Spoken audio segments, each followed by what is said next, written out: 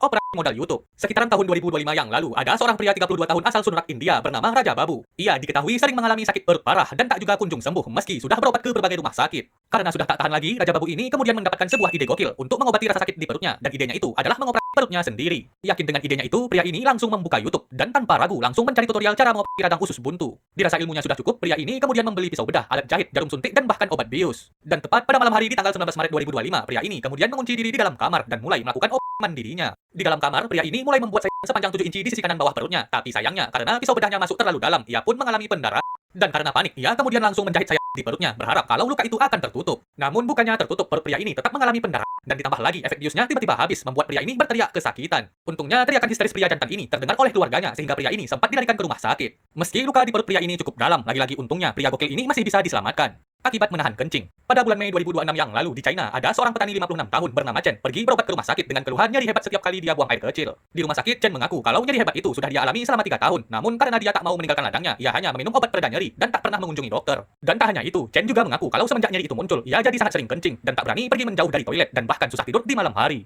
Mendengar keluhan Chen, dokter pun memutuskan untuk meronsennya. Dan betapa terkejutnya dokter itu ketika mengetahui kalau ada sebuah batu raksasa di dalam kandung kemih Chen. Karena kondisi Chen ini yang sudah sangat parah, dia pun kemudian dioperasi. Dan tak tanggung-tanggung, ukuran batu yang dikeluarkan dari dalam kandung kemih Chen kira-kira sebesar 2 kepelan tangan orang dewasa dengan berat 1,3 kg. Dan untungnya setelah menjalani operasi, kondisi Chen akhirnya membaik. Tapi pertanyaannya, apa yang menyebabkan batu ini bisa muncul di kandung kemih Chen? Jadi dilansir dari South China Morning Post, batu kandung kemih biasanya terbentuk dari urin yang tertahan di dalam kandung kemih dalam waktu yang lama, alias kebiasaan menahan kencing. Dan tak hanya itu, kebiasaan seperti kurang bergerak atau kurang minum air putih juga menjadi faktor penyebab batu ini muncul. Jadi apakah ada di antara kalian yang lagi menahan kencing? Di stik sup ayam. Pada September 2012 yang lalu di Brazil, ada seorang wanita berusia 88 tahun bernama Hilda Victor Maciel. Ia tiba-tiba saja terkena stroke hingga setengah badannya lumpuh dan harus segera dilarikan ke rumah sakit. Setelah dirawat di rumah sakit, kondisi nenek ini diketahui kian membaik, namun dia masih belum bisa makan sendiri. Dan untuk makan, nenek ini akan menggunakan selang makanan yang dimasukkan ke dalam lambungnya. Awalnya tak ada yang aneh, namun suatu hari ada seorang perawat yang ingin memberikan nenek ini makan sup ayam. Namun, alih-alih menyuntikkan sup ayam itu ke dalam selang makanan di lambung Hilda, perawat itu malah mengambil jarum suntik mengisinya dengan sup ayam dan menyuntikkannya ke dalam selang infus nenek ini. Dan benar saja, tak lama setelah sup ayam itu disuntikkan ke dalam infus nenek ini, Hilda langsung kejang-kejang dan meninggal dunia 12 jam kemudian. Singkat cerita, keluarga Hilda yang mengetahui kesalahan perawat itu pun kemudian marah dan meminta penjelasan kepada pihak rumah sakit. Di sisi lain, pihak rumah sakit memang mengakui kelalaian perawat mereka, tapi pihak rumah sakit itu tetap yakin kalau kematian Hilda bukanlah disebabkan oleh sup ayam yang masuk ke dalam infusnya. Namun setelah diotopsi, akhirnya diketahui kalau suntikan sup ayam itu menyebabkan penyumbatan di paru-paru Hilda hingga mengakibatkan dia meninggal dunia.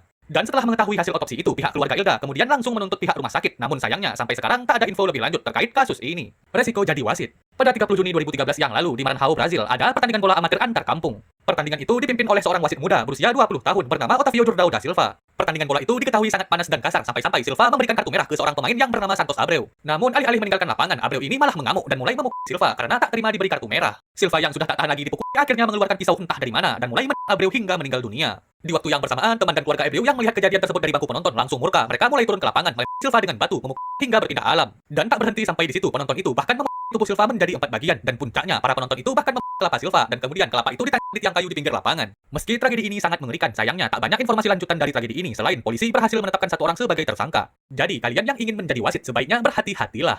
Pria misterius. Kalian yang tidur sendirian sebaiknya berhati-hatilah, takutnya ketika kalian terbangun di tengah malam ada wajah ini menatap kalian. Meski terdengar seperti dongeng horor, wajah ini diketahui memang sering mengintip orang tidur dan sempat meneror penduduk kota kecil bernama Cape Elizabeth di Amerika. Jadi wajah ini bernama Cape Intruder, yaitu sosok pria misterius yang hobi masuk ke dalam rumah orang random di malam hari dan menatap wajah penghuni rumah yang sedang tidur. Cerita aneh ini bermula pada tahun 2005 yang lalu. Para warga kota Cape Elizabeth tiba-tiba saja mengaku kalau rumah mereka telah dimasuki oleh seorang pria misterius. Pria misterius itu seolah-olah tidak memiliki niat jahat karena rumah yang dia masuki tidak pernah mengalami kerusakan, pencurian, atau bahkan melukai pemilik rumah. Di mana menurut pengakuan para warga, pria ini hanya masuk untuk menatap pemilik rumah yang sedang tidur dan melarikan diri tepat ketika pemilik rumah terbangun.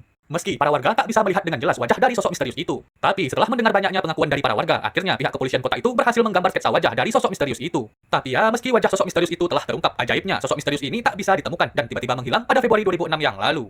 Cacing di kepala. Sekitaran tahun 2018 yang lalu, ada seorang pria 26 tahun asal China berinisial Liu dilarikan ke rumah sakit karena mengalami kejang-kejang secara tiba-tiba. Awalnya, dokter di sana tak bisa menemukan penyebab kenapa Liu ini mengalami kejang-kejang. Tapi, setelah kepala Liu dironsen, dokter di sana sangat terkejut ketika melihat kalau ada seekor cacing parasit yang hidup di otak Liu. Dan karena kondisinya yang sudah sangat parah inilah, dokter di sana tak punya pilihan lain selain mengoperasi kepala Liu untuk mengeluarkan cacing parasit yang ada di kepalanya. Dan untungnya setelah dioperasi, cacing sepanjang 10 cm itu berhasil dikeluarkan dari dalam otak Liu dan dia diketahui pulih. Tapi pertanyaannya, cacing apa ini dan kenapa bisa hidup di otak Liu? Dimana jika kita lansir dari 9.com.au, cacing di kepala Liu ini adalah cacing pita. Dan menurut Dr. Wang Chunliang, alasan kenapa cacing ini bisa ada di otak Liu adalah karena kebiasaannya yang suka memakan daging barbecue yang kurang matang. Dan diduga daging yang belum matang itu masih memiliki larva cacing pita yang masih hidup dan kemudian termamam oleh Liu akibat cemara. Pada tahun 2009 yang lalu di Rusia, ada seorang pria 28 tahun bernama Artyom Sidorkin mengalami nyeri dada dan batuk berdarah. Karena sudah tak tahan lagi, dia pun kemudian pergi berobat ke rumah sakit. Dan setelah dironsen, dokter di sana menemukan kalau ada sesuatu yang tumbuh di paru-paru pria ini, dan mereka memperkirakan kalau itu adalah tumor. Dan dokter itu juga mengatakan kalau satu-satunya cara untuk sembuh adalah dengan cara dioperasi. Awalnya tak ada yang aneh, tapi ketika paru-paru Sidorkin ini dibuka, dokter di sana sangat terkejut karena mereka tidak menemukan tumor, melainkan mereka menemukan pohon cemara kecil yang tumbuh dan hidup di paru-paru Sidorkin. Meski kejadian ini sangat aneh, untungnya pohon cemara itu berhasil dikeluarkan dari dalam paru-paru Sidorkin, dan Sidorkin diketahui pulih setelah menjalani operasi. Tapi timbul pertanyaan, kenapa bisa ada pohon cemara yang tumbuh di paru-paru pria ini? Sayangnya tak ada yang tahu pasti kenapa pohon cemara ini bisa tumbuh di paru-paru pria ini. Tapi jika dilansir dari Detik News, besar kemungkinan kalau Sidorkin ini pernah tak sengaja menghirup benih pohon cemara, dan benih itu kemudian mengendap di paru-parunya dan kemudian tumbuh.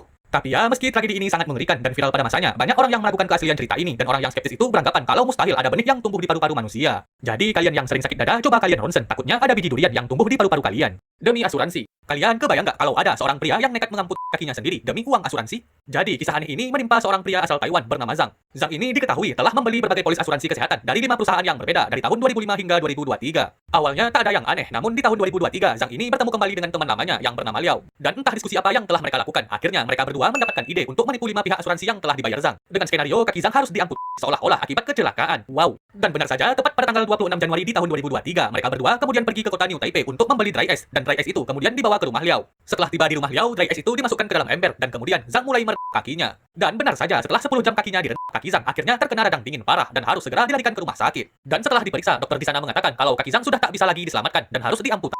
Namun alih-alih sedih, Zhang dan Liao malah merasa sangat bahagia karena mereka tahu kalau rencana mereka hampir berhasil.